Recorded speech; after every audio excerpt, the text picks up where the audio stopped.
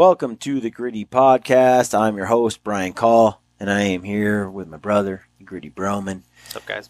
Today, our podcast is with the notorious Ben, Dettamanti, the shed crazy. The families of outlaws and rock farmers. Italian-Irish criminals of Dettamanti. times past. No, seriously, we had a great discussion with Ben Dettamanti. We hung out with him all day. It was a blast. We did not really talk about shed hunting, just a tiny bit. So if you're tuning in for shed hunting, you're not going to find it on today's episode. He does drop a little bit of knowledge about what he wishes would happen for shed hunters. Yeah. And we're going to have Ben back on and cover more about actual shed hunting for those of you that are shed nerds. I'm not so much one of those, so I'm not as interested in the topic. So I kind of breezed over it, but he is a resident expert. So we're going to bring Ben on, but he's a funny dude. If you don't know Ben, he's a satirical commentator on Instagram on the hunting industry. Does that describe him, you think? Yeah. I have mixed feelings when it comes to satire because sometimes I find it funny and then other times I find it a waste of my time. But overall, Ben's a funny guy, and I'm hard to please. Yeah. Before we get into that podcast with Ben, let's talk about, Brent, what... You want a mean comment? I got a mean comment. Mean-ish. Yeah, hit me with it. This is a YouTube comment from our Ryan Carter / Guide Life podcast that just went out a couple of days ago. Gotcha. This is from Nick Stevens. I think you already talked or responded to him, but I wanted to read it. Nick says, overall, I value your content, but the title of this episode, Guide Life, was what I was hoping to hear about. In the beginning it was, but the other 3/4 of the show ended up being about sponsorship, or lack thereof, and their perspective of the social media public. Constructive criticism. Try to stick to the topic or title it differently. And for F's sakes, you really should stop talking over your guests all the time.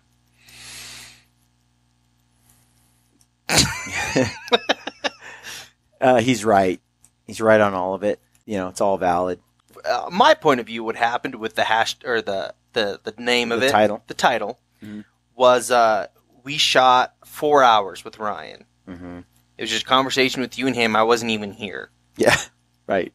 And then I went about cutting them up and stuff, and then because you guys talked about different topics, and so I tried to go with topics that, so people get an idea of what was going on. Well, I got a lot of stuff on my plate, so I could only have so much time. I forgot what you guys talked about in the third episode. Right. And so I tried to listen to it, and I listened to about 10 minutes, and I was like, okay, they talk about guides, becoming a guide. Yeah. And so I named it Guide Life. Yeah, I could just blame Brent, but at the end of the day, that wouldn't be taking extreme ownership. You can only fit so much information in a title. And there's only so many characters they'll allow you on some platforms. And so the title did give you an idea of what would be in the podcast, but only a limited idea. I'll have Ryan back on because it was obvious from some of the other messages I got that people want to learn more about what being a guide is like. I think a lot of people have dreams or aspirations of retiring and doing that. Yeah, I didn't realize how many people were interested in the topic. So I can talk to Ryan about it, as well as some other guides like my Uncle Kevin and who others. Anthony, my buddy Anthony Spencer, is getting involved in the guide life. So good for Anthony. It'll be a topic we discuss. In the meantime, we should have maybe what we sometimes try to do, what we've done in the past, is just say topics discussed. And we put that on like Instagram, or we put that on our notes in the description, so you can see what we cover in the podcast. So that would help. I also in these intros, I try to say the podcast is about blah blah blah blah blah. So you know, but we failed on that one. So hopefully you don't waste too much time listening to something you weren't really interested in. The goal is really to help people. Like, if it's not a topic that interests you, I don't want you to sit through it. If it's not something that's adding value to you, I don't want you following along.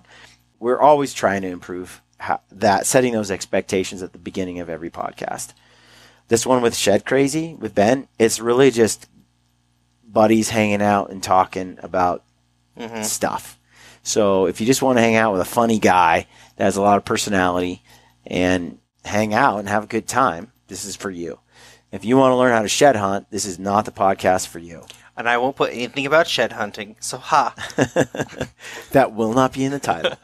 As far as me cutting my guests off in conversation, that has been brought up to me many times. That's feedback I get, on occasion. Certain podcast episodes, I don't know what gets into me, but there are times when my guest is talking and I just get so excited or into the conversation that I guess I interrupt them too much. That's something I'm always working on. I'm always working on that, trying to let them have their conversation, let it be about them. Sometimes I win, sometimes I lose. I hope overall I'm a good interviewer. That's the goal, and that's what I strive for. If anyone has an idea about something that they want us to discuss, maybe if you do want to hear more about guide life, send us questions. We're kind of letting the audience steer the beginning part of these podcasts for us. Yeah, send us questions. Absolutely. Yeah, if you go to briancall.com and click the contact page, you will see a place where you can send us questions and comments and all of that kind of stuff. So, and we'll get in touch with you or we'll talk about your question on the podcast. So, also, sign up for our newsletter. If you go to briancall.com and scroll to the bottom, you'll see Join the Gritty email list. Stay gritty with our weekly newsletter, which we have never sent, but we are it's about to send. It's set up, and the only thing we got to do is come up with a template of how we want it to look. We are picky people. In progress, but we're going to start sending out a monthly newsletter, and I think you'll all enjoy it because I don't want it to just be any newsletter. I want you to know, what we discussed that week on the episodes we published, what films are out on YouTube, things we have going on, and hopefully you find it very useful. Yeah. Okay. Any other questions, comments? I do have a question. This is an email sent to us from Chadwick Price. His subject is on the Garmin Zero. He says, Brian, love the podcast. Working on trying to get current through the vast amount of episodes. Currently watching the second half of the Ryan Carter episode. It's interesting talking about partners/sponsorships. I'm a 45-year-old retired Army vet, doing the same job Aaron did when he was in. Been retired for almost 6 years. This past September, I bought my first bow and working on technique before I hit the woods in Tennessee this coming fall. This is why your conversation with Ryan is interesting to me. Gear/equipment, camo, all that stuff is very expensive. But being in the Army for so long, I understand why that stuff costs money. What strikes me funny is why does it matter what other people think about how you get your gear? First of all, they don't understand your background, you growing up, as you say, a modest home. Second, you work your tail off to provide quality, engaging content. And in many cases, that content is talking about gear. I just don't get it why people have to think they need to be heard and call you out. With that said, earlier I said I am new to this archery hunting stuff. I do have a full Hoyt setup with a 5-pin black and gold sight. I do not have a rangefinder yet, and I think that I would be less overwhelming to only have a pin. I also have a limited time to get to a bow shop to ensure everything is dialed and it can shoot in my backyard. Do you think it would be beneficial to purchase the Garmin Zero for someone in my situation? I know it's pricey, but like you said in your two episodes a year ago in Texas, the rangefinder is money, along with a very good slider sight. Again, thanks for the content. Keep it coming, Chad. Cool. I appreciate the kind words, and thank you for serving our country, keeping us safe. Where does he live? It sounds like Tennessee. Tennessee. I assume he's doing a lot of whitetail hunting, or that's what he'll be getting into. You know what? It depends on the hunting you're like. When someone says, should I spend money on XYZ, that's really a personal choice. It's like I've said before, I don't have a $50,000 truck and a UTV and a toy hauler. Although I could buy those things, I don't because I don't want to put my money there. I'd rather have, $4,000 in Sitka gear. So Brian I mean, likes to be comfy. It just depends on you and what you really want. Let's say I'm in your shoes in Tennessee, and you've kind of painted the picture of where you're at in life and what you're doing. You're probably not going to need like insane expensive boots. You're not necessarily backcountry hunting with a Kafaru teepee and a Kafaru backpack, and you're not hunting elk in the mountains, and it depends on what you're doing. But if you're hunting whitetails in Tennessee, and you've got your tree stand and stuff, and you're kind of, I don't know, you've got if you've got all of those expensives kind of covered, man, I love that Garmin Zero. I get questions about it every day. It's fun. It's flat out. It's fun. It's fun to have. You can create different shooting profiles for different arrow weights, different kinds of arrow builds, different releases, and that freedom is nice to have. Setup is a breeze. And then for whitetail, yeah, it's pretty cool. I mean, I shot Big Sexy in Ohio with the Garmin Zero. I think I still would have been able to shoot that buck without the Zero, but would I have hit it? Would you have gotten a coast to coast? Would I have gotten a coast to coast? Would I have made that exact perfect shot? I don't know. Would you have known the yardage, Brian? Because what was your shot window? I would have had to have guessed. It was really tricky because I put that tree stand super high in the air, like to the moon, and because you kept getting winded. Yep. And then I had a very straight down angle, so the actual angle compensation was like it was a 16-yard shot, but the true yardage, I'm not sure, line of sight yardage, it looked like he was really far away because I'm so high in the tree. Mm-hmm. And normally what I do is be ranging all these different things around me, which I did do that just to have a general idea, but I didn't need to because the Zero, I don't know. I think for whitetail hunting, it's really nice to be able to just come to full draw, get an exact pin, and make that perfect shot. Yeah, for that type of hunting, I've said from the beginning, for spot and stock, for whitetail, I mean, for smaller animals too, it's a great site. I would probably save up and buy it. Yeah, I would. For that guy. I've had a bunch of guys have said, no, I would never buy it in your shoes. It's, but for this particular situation, I think I would say go for it. Yeah. To me, it sounds like he really wants to pull the trigger, but I think he wants a fall man for his wife. I think he wants to say, honey, Brian told me I need this. Yeah, I don't know. Rudy Broman might be right, but if you're hunting, like I just shot my coos deer in Arizona, I climbed into that tree. Coos deer are small.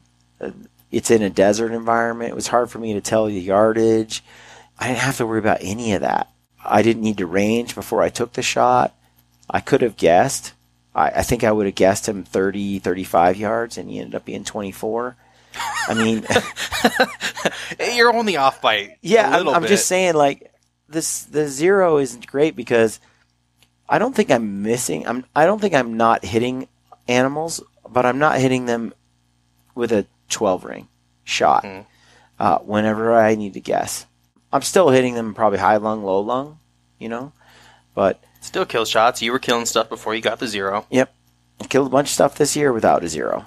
I'm just saying, the Zero is fun. It adds that little level of precision. It's an enjoyable tool to it's fun to use. And for whitetail hunting, man, go for it. It's fun. Go for it. You heard him, Chad. There you go, Chad. All right. I think that'll do it. I hope you guys found this useful, and I hope you enjoy this podcast with Shed Crazy. As always, stay gritty. Púrate, vamos para allá. That's more Spanish than I know. All right, 3, 2, 1. Welcome to the Gritty Podcast. We are in studio today with the notorious the Shed Crazy. The B-E-N. Notorious B-E-N. I like it. Ben Dettamanti, Irish Italian criminal. Apparently, we did. We had some revelations on an earlier podcast today about that. Yeah, we did one with Mountain Ops. You'll have to check that out. And we're probably not going to publish that one this one will probably go out first. Yeah. We've got a Mountain Ops podcast that comes out in a couple of weeks. Ben's one of our early guests because he's a professional hunter. Yeah. He knows a lot of stuffy things. Yeah. So, but today, Ben's in studio, and we're going to go over some gritty questions. People send in questions all the time. Little Q&A. Let's do it, man. I'm excited. It's not that often that I have a hunting expert in the studio. Self-proclaimed. Yeah. Self-taught. So as soon as you learn anything, it's time to start giving advice. You know, you go from student to expert. Yeah. That's how I feel. I feel like I've learned enough about hunting. It's time to start telling other people how it is. Yeah. So Brent, what do you got for us? I got a couple of questions from a few folks. Ben, who came up with the name Shed Crazy, and were there other names on the table? Ooh. So yeah, the name Shed Crazy, I thought it up. I was at work one day. I was on the clock, of course, spending time on my cell phone, which is pretty standard operating procedure for me. I was looking through Instagram and I was like seeing all these hunting pages start to blow up on Instagram. And I saw like Tines Up, and all these. I'm like, oh, I could do the same thing as them. And I'm like, what should I call it? I'm like, I like sheds, and then I like Muley Crazy. I'm like, I'll just call it Shed Crazy. Bam. And I had that, and I had my personal account for a while, and then my personal account just faded out. I haven't posted there. Well, I posted the other day, but took this over and made it part of who I was and based all my happiness on the validation of strangers. So how's that worked out for you so far? It's good and bad. It has some really good days and some really bad ones. But no, it's all good. I don't care what people say. We kind of have to have that approach. Yeah. Today, every day I get comments. I have one that just came in 2 minutes ago. Someone's mad. Someone's mad about Makes you salty. the latest episode of Gritty. How dare you? It happens. It happens. Oh, yeah, you get a lot of negative feedback, and it's valuable, man. You learn a lot. I mean, putting your word out there, your opinion out there, you're going to get pushed back, and it gives you a chance to open your mind. I don't think I'm right, about everything. There's just a couple of things I don't know. Yeah, I'm right about everything. That you can make them people work for you, though, man. I saw a thing about it the other day. So say somebody posts a hateful comment, right? Or like some like off-the-wall comment. Then you just let them work for you, dude. You see everybody who likes that comment, and you block every single one of them. Yeah. And then you put that person to work for you. And then you block them, too. Here we are talking about social media again. Yeah, you better not call this a guide life podcast. Whoa. Or you'll be in trouble. This isn't about shed hunting, folks. Okay, next question, Brent. Recently, you've lost a bunch of weight. I wouldn't say recently. It's been quite some time. Ben has. Ben has, yes. Not anyone else at this table. Do you find humor harder now that you're skinny? Drew Carey sucks now. His humor melted away with his tummy. That's like the Jonah Hill effect, huh? What's that dude's name? Yeah, Jonah Hill. Yeah. Yeah, where you get skinny and you're not funny anymore. This is dumb, but like that was like a legitimate concern for me. Yeah. It's like if I can't be like one of the funny fat guys, like what am I? It's like I had to have a few of those real like look in the mirror moments and try to figure it out. I'm a hefty man. And I think that I'm pretty funny. Right? But it's definitely for compensation for the tire around my middle. Well, I think most funny people like had to develop a personality because they weren't good looking. Amen, dude. Right? Amen. My go-to move is I'm not going to take my shirt off and wow you. That's not it. Yeah, that's where I was at, man. Like in that, like probably coming up in elementary school, like that was my thing. I was like, oh, I'm probably not going to be like the captain of the football team, but I'll make everybody laugh. That's what sucks because then these good-looking people get old, and then they get ugly like everybody else. Yep. And they got no personality. They don't know what to do with themselves. So I'd say it's just a safer bet across the board because I can always lose weight, but like for an ugly person to get or a good-looking person to get a personality is a lot more work. It is. Especially when you're playing I like how we're catch-up. stereotyping him with such a broad stroke. Just paint with a broad brush here. Yeah.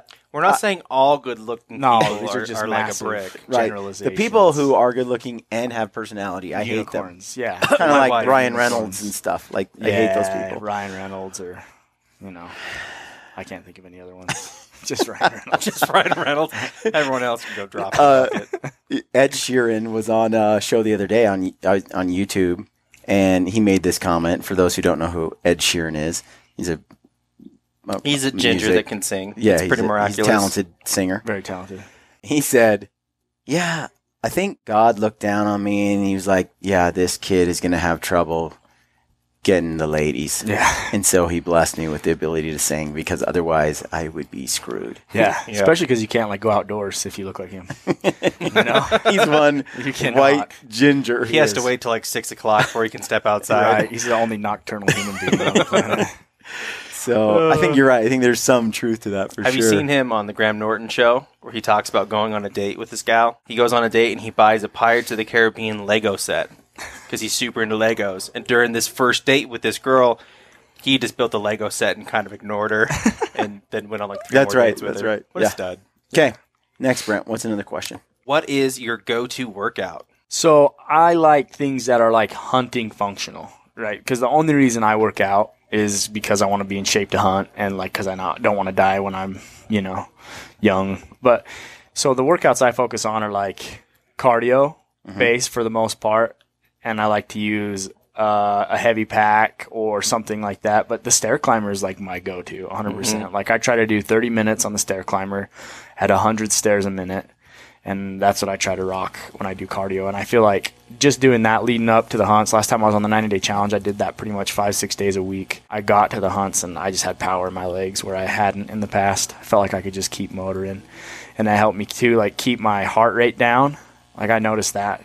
Like I would regain, like my heartbeat would slow down faster. Like you climb the hill, you get out of breath, your heart beats fast, but then you stop and rest, and it would take me like 20 seconds to regain, where before it would have been I sat there and breathed for a minute or two. Yeah. So just like anything that's hunting functional, I like stretching. Like yoga stretching? That sounds so gay, but like kind of like I like that kind of stuff, and I like cardio, anything that'll help me carry a heavy pack and walk far. That's it. That's all I care about, really. Have you ever used one of those heart rate monitor things that go on your arm? I wore a Fitbit for a bunch Fitbit? of it. Yeah, like my fat bit is what I called it. I'm wondering where the inspiration for that shirt you're wearing came from. Oh, yeah. It's just the Heartbeat tee available in my store. Yeah. So I just saw it, and I don't know. I can't remember. I ripped it off some other shirt. Somebody else had something else. Oh, they had mountains built into this shirt design. And I'm like, oh, I'll do that with an elk horn. Yeah, way cooler. Corey Jacobson, coincidentally, also had the same shirt idea the same week I launched mine, which is a weird coincidence. But Great minds think alike, man. yeah, I talked to him about it, and it was just like, it's all good. Corey's a good dude. He stole it. He could have. Yeah. He Straight definitely I could know have. Corey. Yeah. Questionable character. We're close. We're tight, but he's always been ripping ideas off from me. Very cool. Okay, next question. Do you eat the same things every day?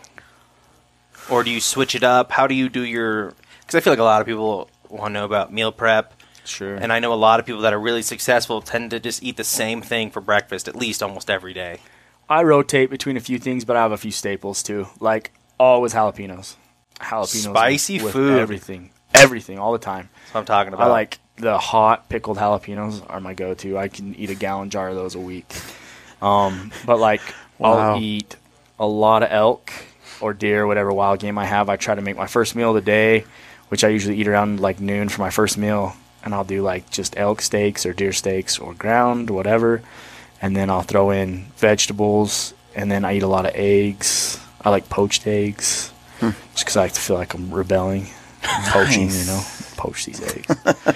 But anything plus some Red Devil habanero sauce or like I'm liking the spicy theme. oh, dude, it's all about it. It's Yeah. good for your metabolism. No way. You don't eat spicy food, Dude, that's what That's why you thermogenics need- are. I'm everything you described, not for me. You that's why you Everything. need Renew, Yeah. dude. Yeah. Spicy keeps you. Brian going. has that Keeps you regular. gentle palate. Really? That's not the palate. You can handle the heat? The heat is fine. It just tears you up. The on mouth back end. burning, it's the back end. Yeah, It's the guts. it's just worth it. Sensitive Stomach, back the door. guts, the You back have- door, all of it's not worth it. But here's a question: do you have a bidet? No, but I've used one in Japan Dude, many times. they're totally worth being 10% gayer. Because I mean, obviously that's a trade-off that you have to make. But like, no, I'm just kidding. But yeah, bidets, man, they'll change your world. Nice. They're amazing. You can get them on Amazon. They just fit on your toilet. I had a roommate. There you go, folks. You Bad- can get a bidet on Amazon. Use promo code Shed You Crazy. can? All right. 10%. Do we have a hunting question in this list? Something that's somewhat hunting. If you wrote a book, what would you name it? I would name it The Wild Hunt. That's what I would name it. Because one of my favorite songs is called The Wild Hunt. And my LLC that I work everything under is called Wild Hunt Media.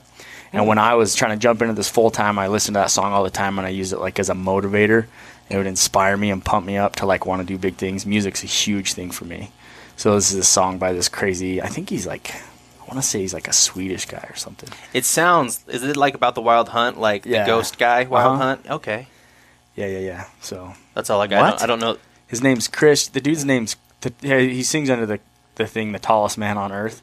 And I guarantee you, those of you who go like look him up, be like, what is this crap that he's listening to? Because it's like weird folky music, but it's a song I really like. It's called The Wild Hunt. It's a painting. Yeah, but it's about the painting itself is about some legend. Yeah, of the Wild like Hunt. a Swedish legend or something like that. Gotcha. So anyway, daily dose of intellectualness. Wow. You're going blowing my deep here. mind You said we here. were going deep. It's not that hunting related though. yeah. So Okay. Hunting related. Next.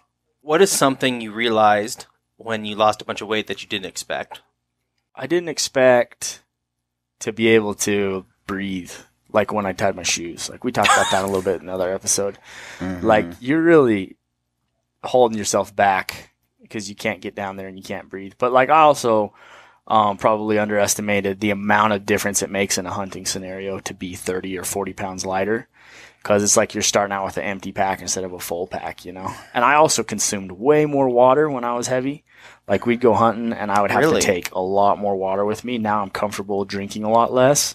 And same with food. Like I was always worried about having enough snacks, having enough food. And now I'm kind of accustomed to eating on this schedule where I don't eat till noon most days. Intermittent fasting. Yeah. So for me, like to go out for a day hunt, I only need stuff for lunch. Just pack a little bit of food and it's not as big of a deal. So I think that. Yeah, I can just not eat. Yeah. Yeah, when we're out there hiking and stuff. I also do really well without water, at least for, 24 hours or so. Yeah. So we get out, and we're hiking, and for Snyder, water is It's like water. You got to have Drinks it. it like water. Yeah, he's got to have it. If we couldn't really go anywhere without, not having water was not an option. Yeah. For me, I'm like, I could go without water for a full day and a half and function quite well, even when I'm exerting a ton of energy and a lot of liquids. And I'm not suffered too much from any issues with hydration. Yeah. Pretty resilient that way. And then food, I fast all the time. I often don't eat until 1 or 2 o'clock every day. Yeah. That's not hard. And when I get out there hunting and I'm really in it for like 2 days, sometimes I won't hardly eat anything. Yeah, forget to eat. I'll lose a lot of weight.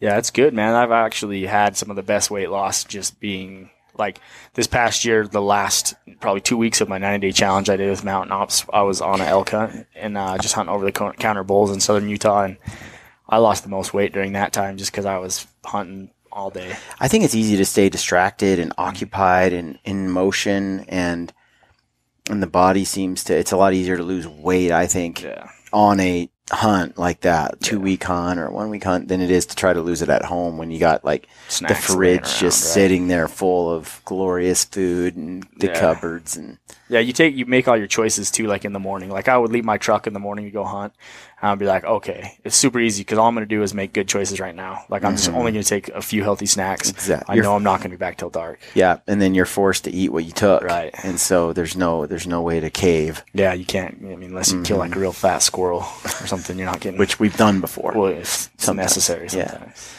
But I don't think that's going to pack on the pounds. Yeah. Yeah. Sometimes you find miracles though too. Like I was shed hunting with my buddy in Idaho, and I found 2 white chocolate ding dongs just sitting on the ground. True story. And you ate them? Story. I can't say. They were probably someone else's. Yeah, well, they weren't very fresh. That's God's way of saying, I love you. Here's a snack. You're on the right track, pal.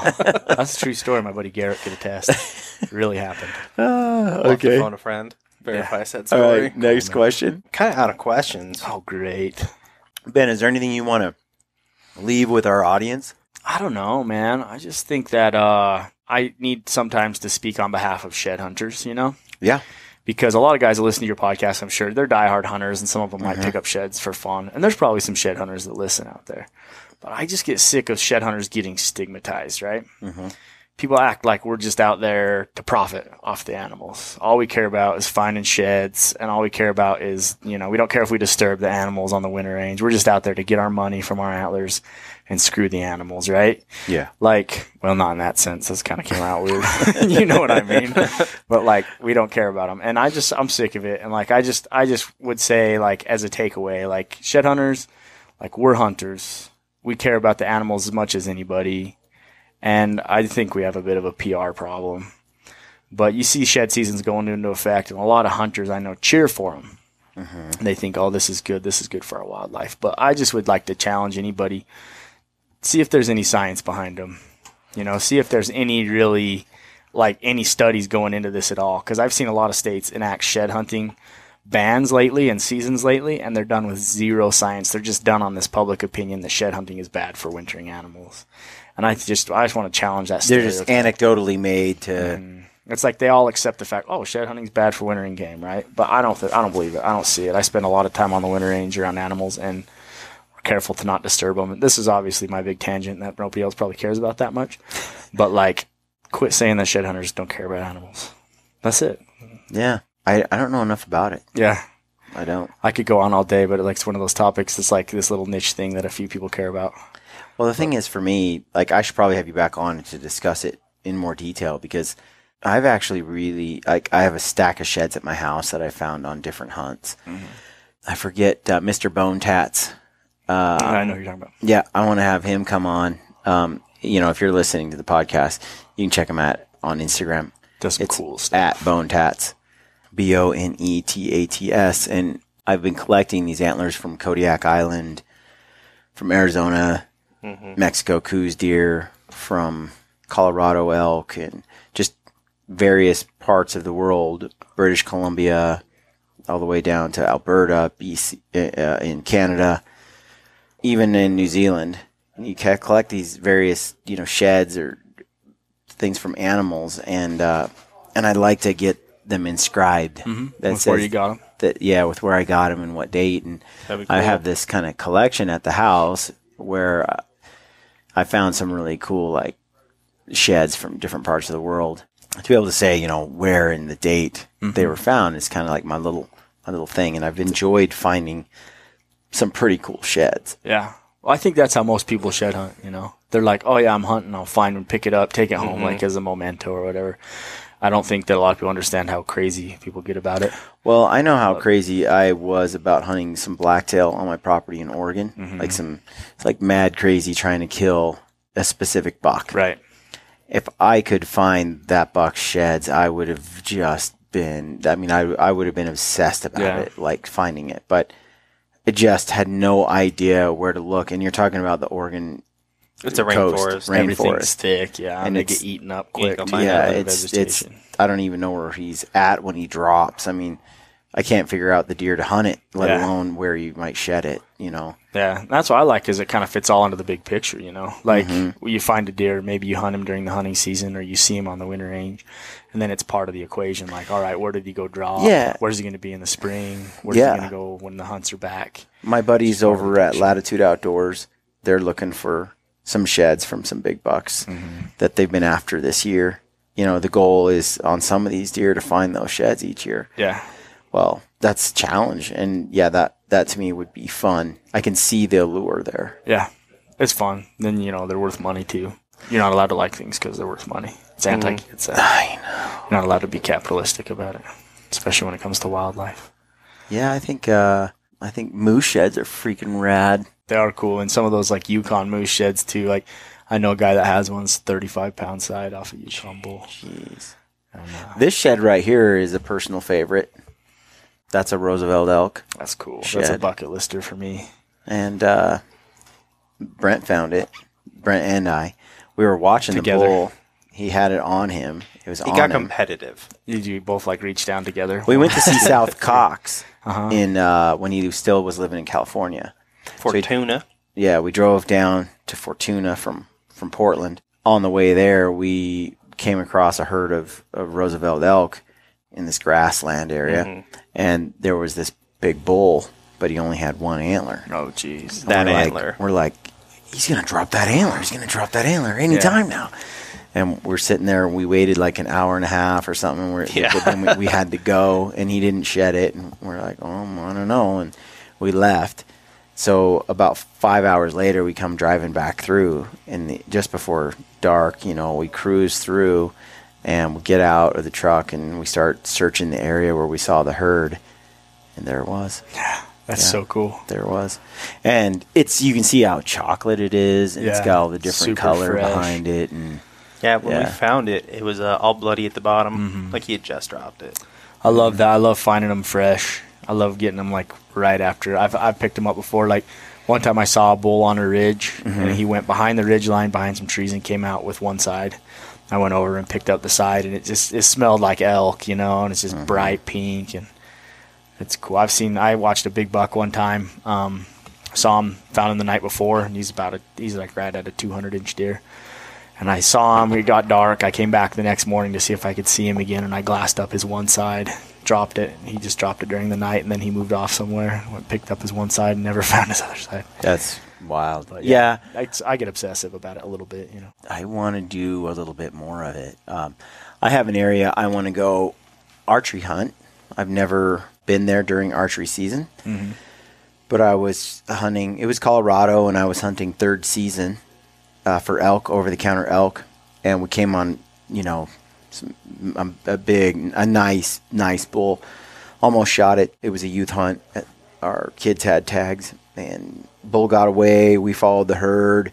Then later, though, I found like 3 sheds, and one of them, all nice sheds, real nice sheds, different times, different dates. You could tell just by how bleached it was. But I found one that's just giant. That's pretty new. And I was like, well, if this is where they're dropping antlers in the winter, and I'm seeing them around here right now, I just wonder where they're at in August and September. Yeah. And how do they roam in the same general areas, or is this a winter summer thing? Yeah. Very curious to know, and I won't really know until I get in there, but not putting eyes on a bull like that, but knowing the shed is there completely changes your idea. I mean, completely, like, it's sort of like a game camera. Yeah. Right? Oh, yeah, in a way it is. In a way it is. It's giving you a clue into what's there, especially if you find a fresh shed like that with blood on the end. Yeah, and it's brand new. You're like, this bull is here somewhere. Yeah. He'll be back next year.